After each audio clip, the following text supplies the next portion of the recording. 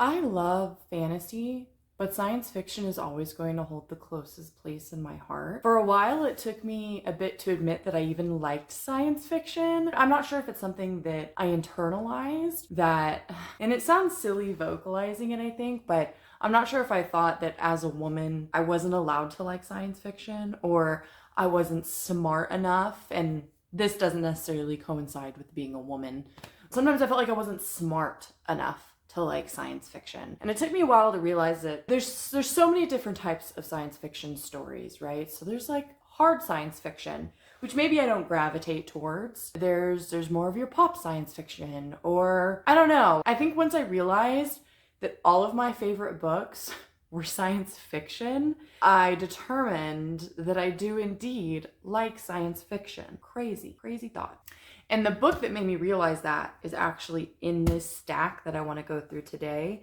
I want to talk about some of my favorite science fiction stories of all time and what I liked about them. So first up, we have the book that kind of started it all for me. It's not what made me realize I liked science fiction, but it's one of the first books I read and I fell in love with. And I don't always like talking about this book because the author is kind of a bag, but I just want to talk about it very briefly and just give it an honorable mention. That book is Ender's Game, and this book was gifted to me in the 5th grade by my cousin. And I don't know if he knows that he changed the course of my reading life forever with this novel. There's a movie out there of this book. I still haven't seen it because I've heard terrible things about it. I don't think it's worth my time. I don't even want to touch it with a 10-foot pole. I would be shocked if you're into science fiction and you have not heard of this book. However, Ender Wiggins is the main character in this novel, and he is the 3rd child in a family where you are not allowed to have 3 children. So he is sent to military training in space and is essentially training to fight an alien species. I do think that this book was more meant for teenage boys. Now that I go back and I read it in my adult years, this book made me realize what books can do, I guess. It was a good bridge between reading young adult fiction and dipping my toes in the water into real adult fiction. I really do think that Orson Scott Card does a great job of that, and it's not like you're reading a children's book. It's the themes in this feel very adult for a child. Yeah, unfortunately, Ender's Game will always hold a special place in my heart.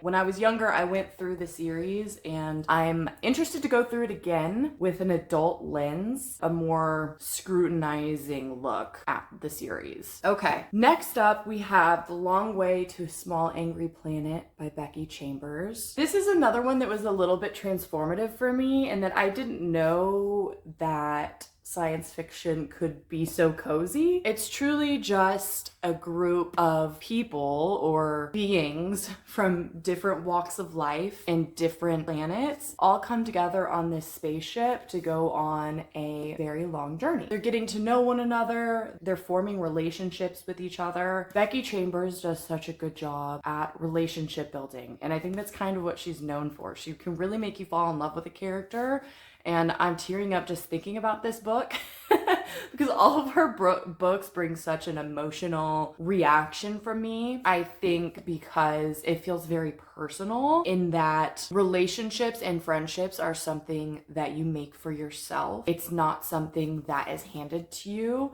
like a family is. And sometimes friendships can feel so much more rewarding than family relationships can. And I think that Becky Chambers does a fantastic job at highlighting that in this book and in all of her books, frankly. The next book up is a little unfair, but it's kind of the entire series of The Expanse by James S.A. Corey. If you're unaware, these novels are written by 2 authors. And I think sometimes that can make a story feel a little disjointed if they're not super in tune with each other. However, they do such a seamless job in this series. And honestly, this first book is the weakest of the entire series. It is a 10-book long series. And I just have to call a shout out to this beautiful 10-year edition of Leviathan Wakes.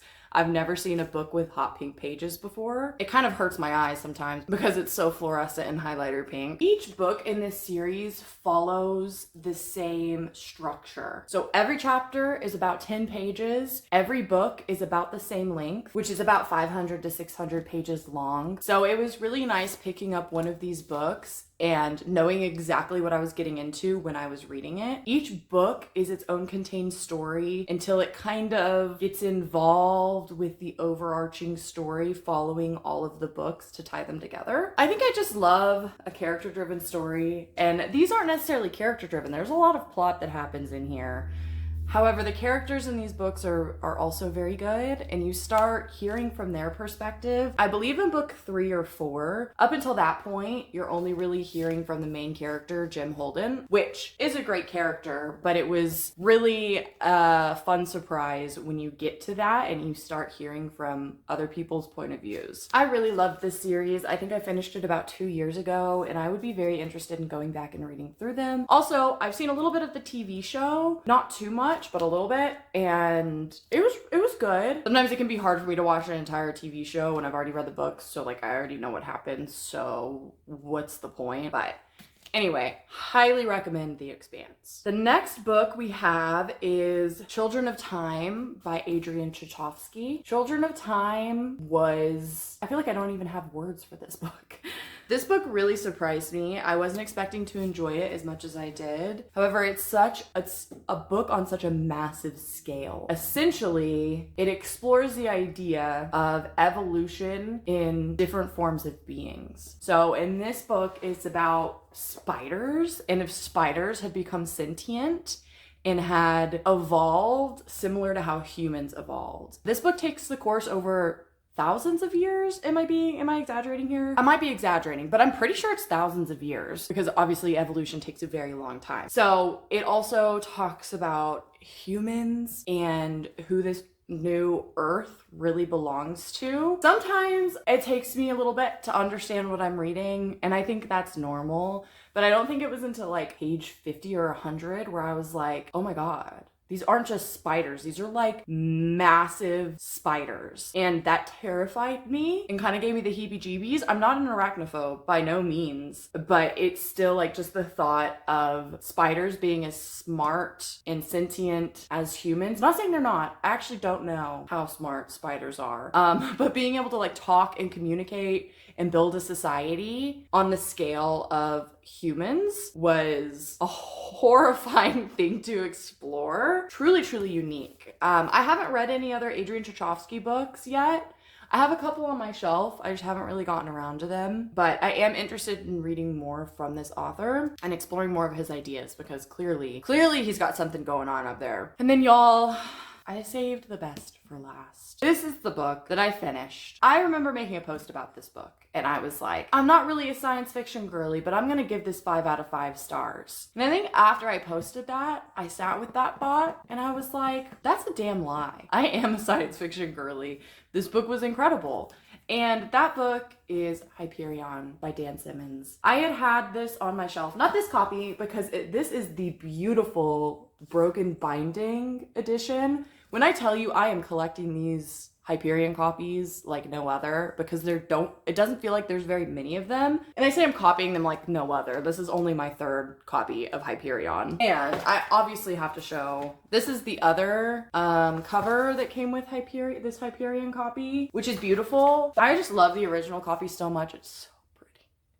And this, oh my God, it's so pretty. And look at these. Ugh. And every chapter has a picture of one of the people in the group. Excuse me? So cool. Anyway, this book is one massive journey, and I don't know that I knew that. And I've heard it compared to Canterbury Tales, which I have not read. But I heard it's a similar gist to Canterbury Tales. And basically this group of people are on their way to the planet Hyperion. And none of them know why they were picked for this trip. None of them really know each other. They don't know what to expect when they get to Hyperion. They just know that they have to do this mission for the government. Each chapter is someone in the group's personal story.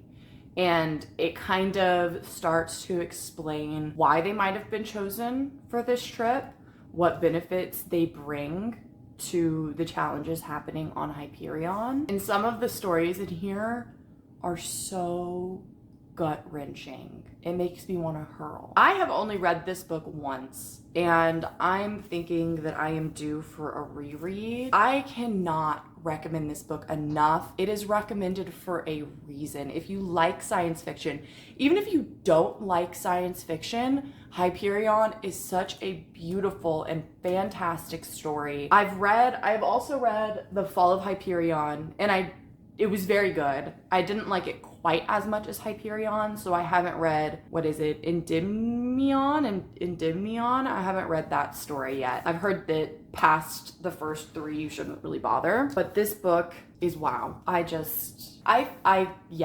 cannot recommend this enough. It leaves me speechless. I think that science fiction does a really good job in playing with themes that are very scary. They can feel very real, especially in today's society. Like when you're reading a book from the 1960s by Arthur C. Clarke or by Asimov, and you're like, how are they writing about things that are so relevant to the year that I'm in, which is 2025? And so it makes reading current science fiction even scarier because it plays with a lot of themes of like, what if the world exploded? What about when we have to move planets? What about if aliens did invade? It's just these very existential questions that can be very real and very terrifying to consider. But I really like that. I like thinking of those bigger ideas because I'm an intellectual. And I think other genres can do this as well. But science fiction, I think, holds a special place in my heart because of that. And I worry that there are barriers in place that make people not want to read science fiction. There are a few other books that I really enjoy that I didn't mention here, like Dune. And I think that's kind of like obviously you like Dune. Dune is an amazing novel, and I remember one of my friends started reading it whenever the movie started coming out. And she was like, this book is meant for boys. Like, why do you like this book? Which I think is true. I think that some science fiction, especially Dune, because yeah, I mean, Frank Herbert was writing from his own, like what he knew, right? I'd much rather read an author write something about what they know versus what they're trying to understand. And I think that's where you get a lot of bad representation. I think that people can learn, but I think if you're not willing to learn, then you probably shouldn't be doing that. So I worry about there being barriers in place to science fiction and it making people nervous to get into the genre like I was when I was younger. Like I said earlier, science fiction can be so many different things. I truly think that there's a place for someone everywhere in science fiction. You just kind of have to find it, and that's the hardest part. Anyway, I am off my science fiction soapbox, I think, but those are some of my favorite science fiction books of all time. I'm hoping to read some good ones soon. I'm in a little bit of a science fiction slump, mostly because I'm not willing to get into a 800-page book. I'm looking at you, Exodus, which I am very excited to read.